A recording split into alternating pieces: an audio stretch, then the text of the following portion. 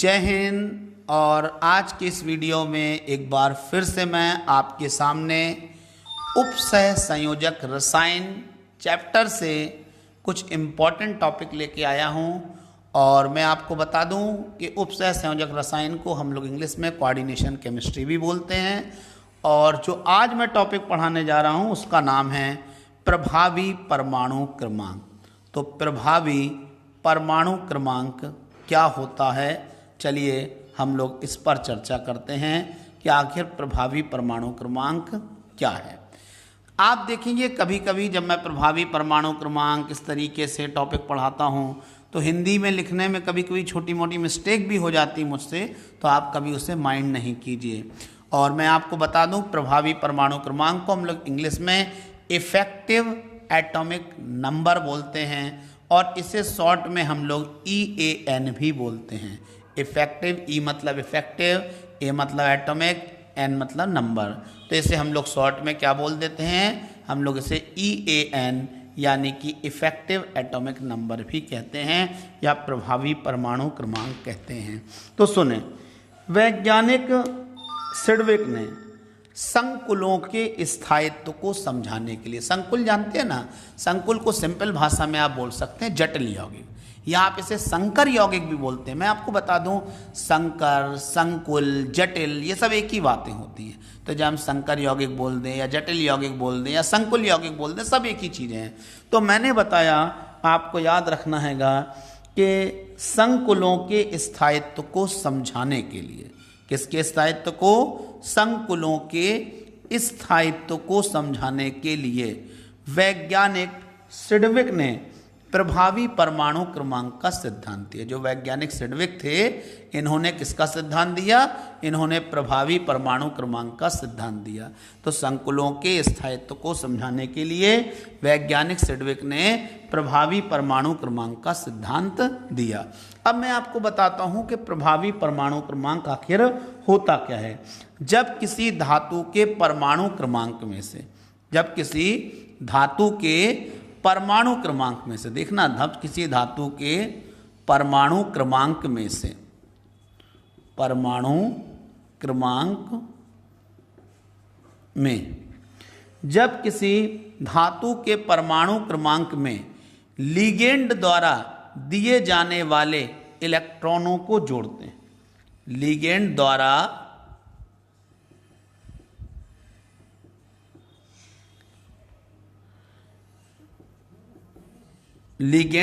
दिए गए इलेक्ट्रॉनों को क्या करते हैं, जोड़ते हैं।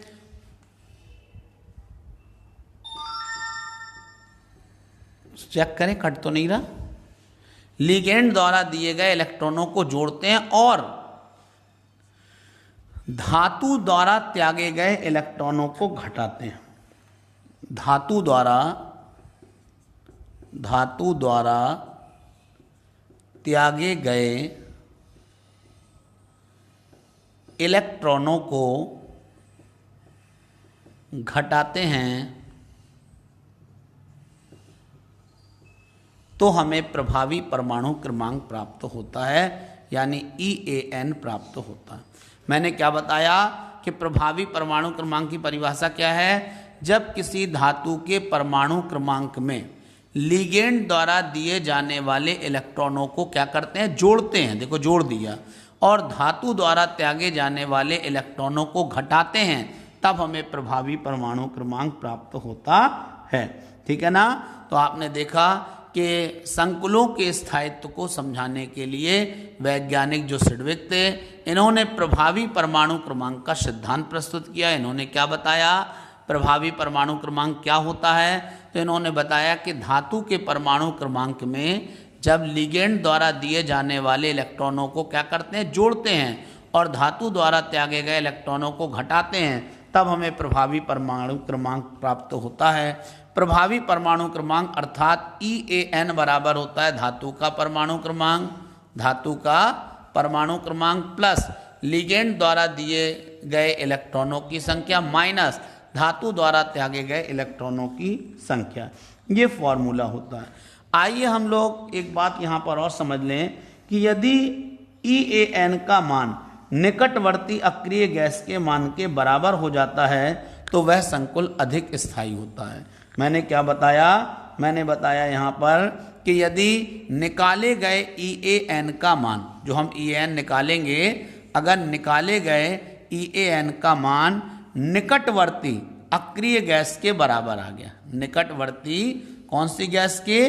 निकटवर्ती अक्रिय गैस के बराबर आ जाता है, तो याद रखना हैगा आपको कि वो संकुल अधिक स्थायी होता है।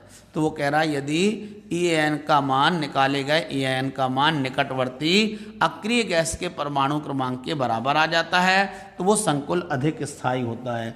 चलो हम लोग ऐसा करते हैं, कुछ उदाहरण देखते हैं। जैसे हमारे पास है FeCN का होल 6, यहाँ पर है ट्रिपल नेगेटिव।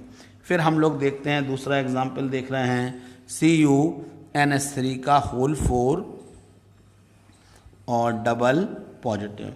फिर हम लोग अगला उदाहरण ले रहे हैं, जैसे कि हमारे पास है Cu के बाद हो जाएगा CuNH3 whole 6, CuNH3 whole 6 triple positive.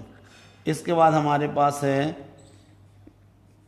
K2, ये बल्कि K2 की जगह HgI4 डबल नेगेटिव, ठीक है ना। फिर हमारे पास ऐसी तरीके से Cr और भी बहुत सारे, चलो इतने में ही हम लोग देख लेते हैं। ये हमारे पास, चलिए एक टेबल बना रहे हैं यहाँ पर। सबसे पहले हम लोग लिखते हैं यहाँ पर हेडिंग में धातु का परमाणु क्रमांक। सबसे पहले परमाणु क्रमांक हमें लिखना है यहाँ पर। परमाणु क्रमांक के बाद हम लोग लिखेंगे यहाँ पर कि लिगेंड द्वारा दिए जाने वाले इलेक्ट्रॉनों की संख्या, लिगेंड द्वारा दिए गए इलेक्ट्रॉनों की संख्या, कितने इलेक्ट्रॉन दे रहा है लिगेंड। फिर हम लिखेंगे धातु द्वारा त्यागे गए इलेक्ट्रॉनों की संख्या, त्यागे इलेक्ट्रॉन, शॉर्ट में लिख दे रहा है त्यागे इलेक्ट्रॉन।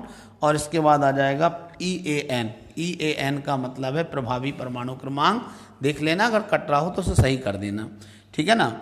अब मैं आपको बताता हूँ, इस टेबल को कंप्लीट करता हूँ। सबसे पहले Fe का परमाणु क्रमांक होता है 26, और मैं आपको बता दूं लिगेंड कितने इलेक्ट्रॉन देता है, ये समझ लें जरा, ये वाली बात। मैं आपको बता दूं एक लिगेंड हमेशा 2 इलेक्ट्रॉन देता है। तो आप देखो इस वाले एग्जाम्पल में कितने लिगेंड हैं, तो 6 लिगेंड हैं, क्योंकि CN जो है वो 6 हैं। एक लिगेंड देता है कितने इलेक्ट्रॉन? 2 इलेक्ट्रॉन। तो 6 लिगेंड मिलके कितने इलेक्ट्रॉन देंगे? 12। तो 12 इलेक्ट्रॉन लिगेंड देंगे। अब आता है त्याग कितने इलेक्ट्रॉन रहे, तो इलेक्ट्रॉन कितने त्यागेंगे, उसके लिए आपको जो केंद्रीय धातु परमाणु होता है उसकी आपको क्या लेना पड़ेगी, उसकी आपको लेना पड़ेगी ऑक्सीकरण संख्या।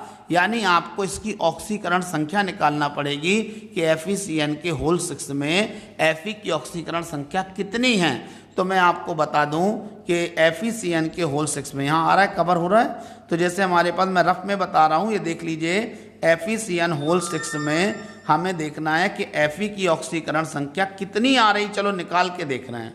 तो मैं आपको बता दूं कि Fe की ऑक्सीकरण संख्या x मान लो, क्योंकि हमें मालूम नहीं है। Cn की ऑक्सीकरण संख्या -1 होती है।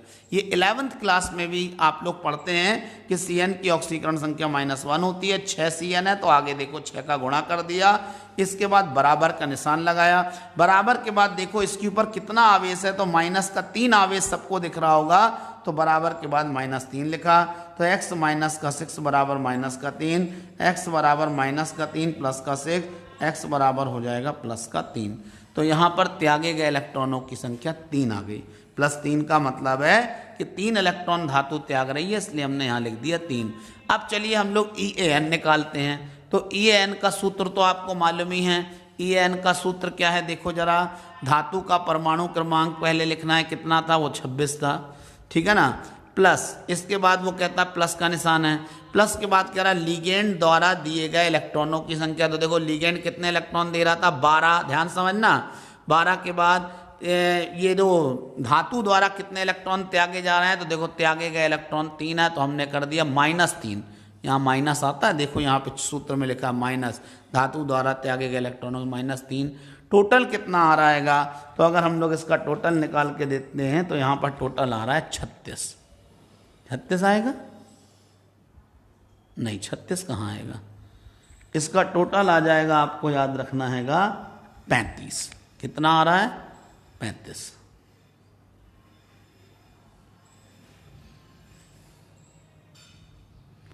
ये हो जाएगा 26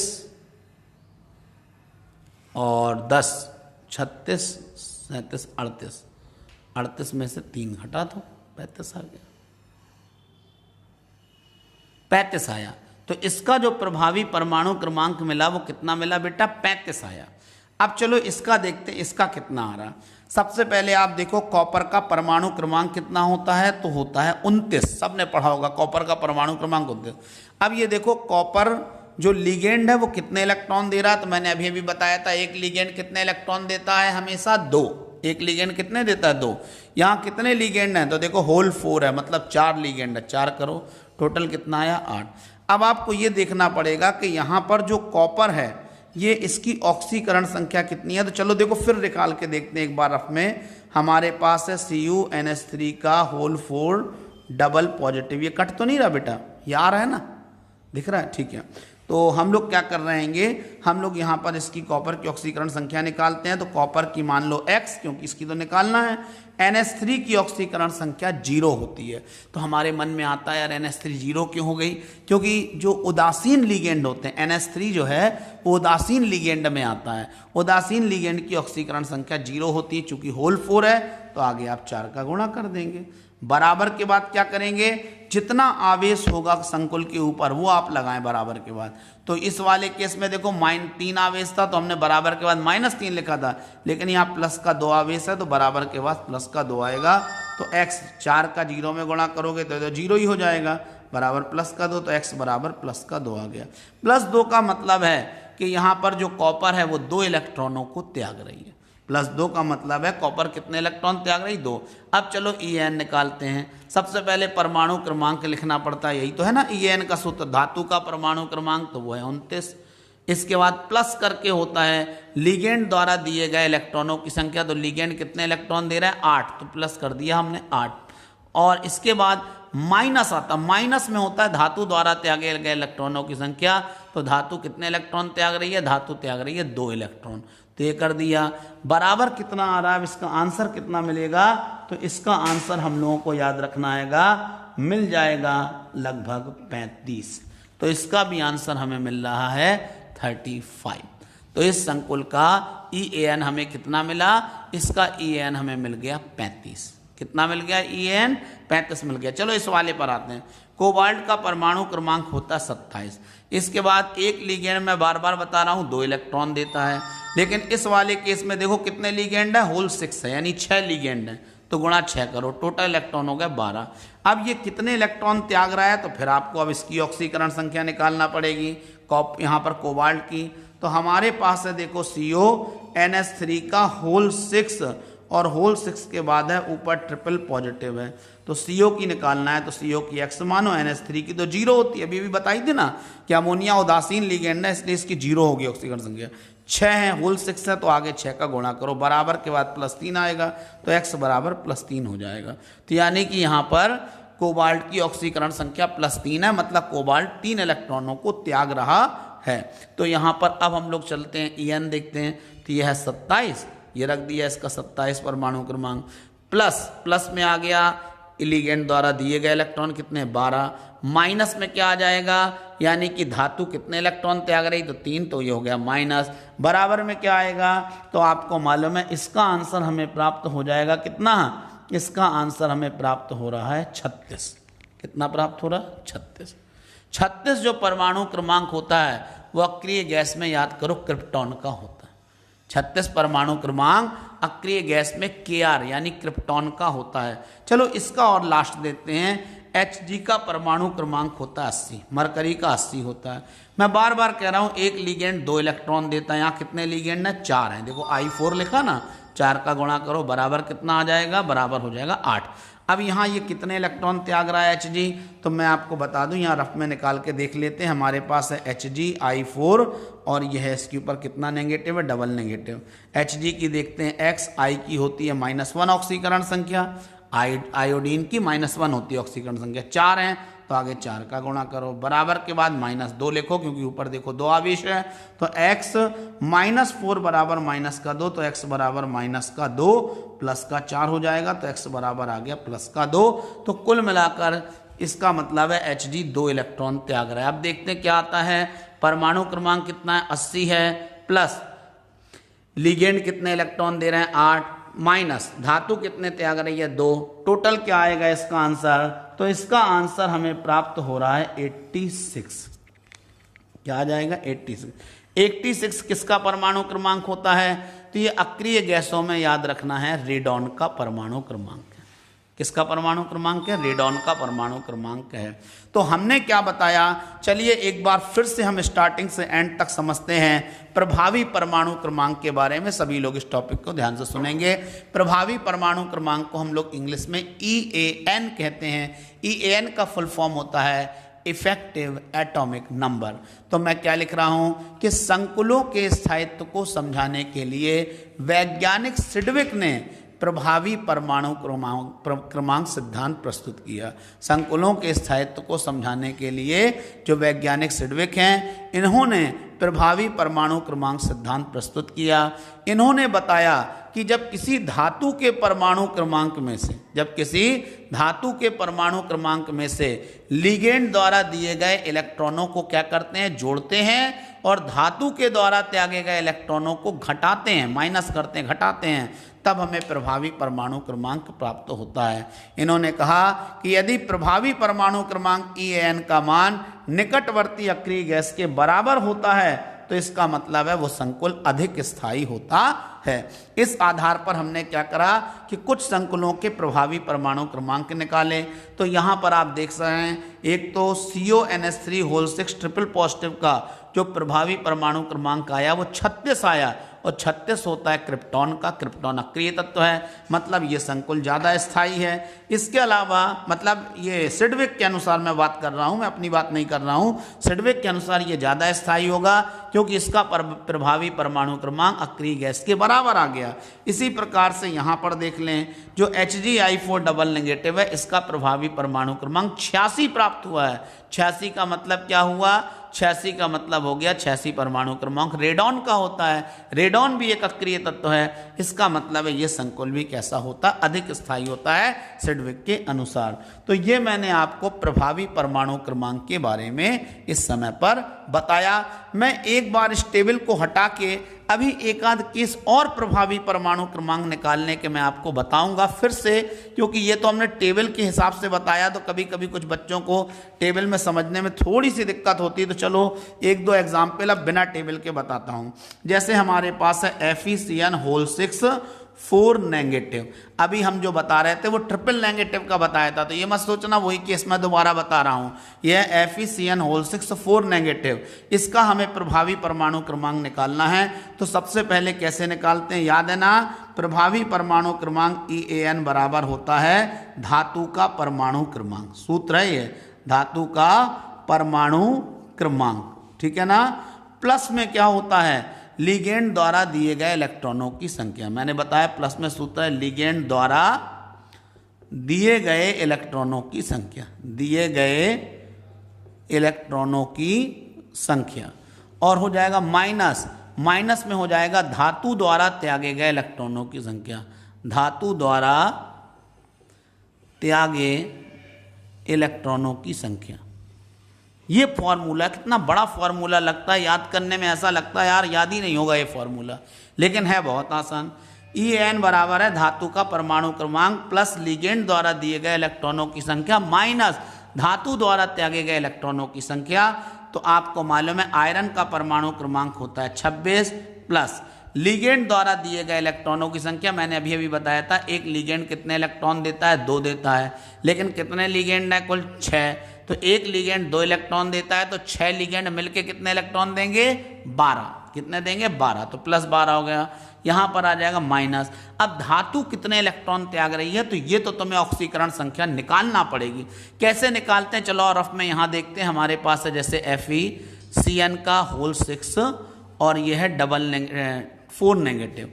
इसमें हमें Fe की ऑक्सीकरण संख्या चाहिए। Fe की क्या है, तो Fe की मान लो x है, Cn की -1 होती। Cn की ऑक्सीकरण संख्या -1, 6 Cn है, देखो होल 6 है इसलिए आगे 6 का गुणा हो जाएगा। बराबर के बाद क्या लिखोगे, -4, क्योंकि देखो इस कॉम्प्लेक्स के ऊपर 4 ऋणावेश है इसलिए बराबर के बाद -4 लगा दिया। तो x -6 बराबर -4, तो x बराबर हो जाएगा -4 +6, तो बचेगा क्या, +2।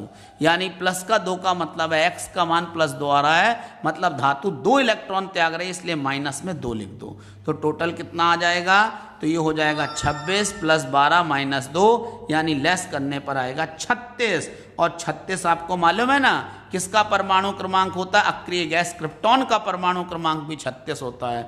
मतलब जितना प्रभावी परमाणु क्रमांक आया वही मान क्रिप्टॉन का भी होता है। इससे पता चलता है कि FeCN होल 6 4 नेगेटिव स्थायी होता है। तो कुल मिलाकर ये था प्रभावी परमाणु क्रमांक टॉपिक। एक बार अंतिम बार आप प्रभावी परमाणु क्रमांक की परिभाषा सुन लें। मैंने बताया कि संकुलों के स्थायित्व को समझाने के लिए वैज्ञानिक सिडविक ने एक सिद्धांत प्रस्तुत किया जिसे प्रभावी परमाणु क्रमांक सिद्धांत कहते हैं। इसे हम शॉर्ट में EAN भी कहते हैं। EAN बराबर होता है धातु का परमाणु क्रमांक प्लस लिगेंड द्वारा दिए गए इलेक्ट्रॉनों की संख्या माइनस धातु द्वारा त्यागे गए इलेक्ट्रॉनों की संख्या। अगर EAN का मान निकटवर्ती अक्रिय गैस के बराबर आ जाता है तो वह संकुल स्थायी होता है। तो चलिए इस टॉपिक को हम लोग यहीं खत्म करते हैं। सुनिए, अगर आपको हमारा ये वीडियो आज का पसंद आया हो तो आप लोग सबसे पहले इस पर कमेंट करके हमें बताएं, इसे लाइक करें, ज़्यादा से ज़्यादा स्टूडेंट्स तक इसे शेयर करें। इसके अलावा आपने अगर अब तक हमारे चैनल को सब्सक्राइब नहीं किया है तुरंत सब्सक्राइब करें। बगल में देखिए एक बेल जैसी आकृति बनी होगी, उसको आप प्रेस करें और जिससे हमारा हर वीडियो सबसे पहले आप तक पहुंचता रहे और आपकी पढ़ाई बिना रुकावट के साथ आगे चलती रहे। जय हिंद, जय भारत।